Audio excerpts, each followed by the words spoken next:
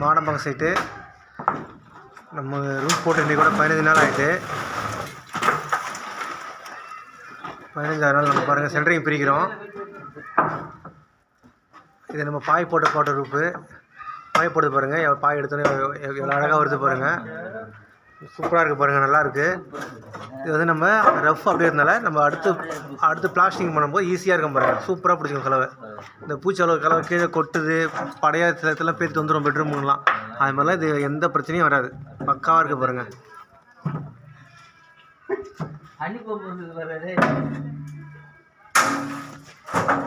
கொஞ்சம் பாய் எடுக்க பாருங்க. பாயை போட்டால் சில பேர் மாட்டிக்க போட்டுருக்காங்க பாருங்கள். பாயை அழகாக வருது பாருங்கள். அதுதான்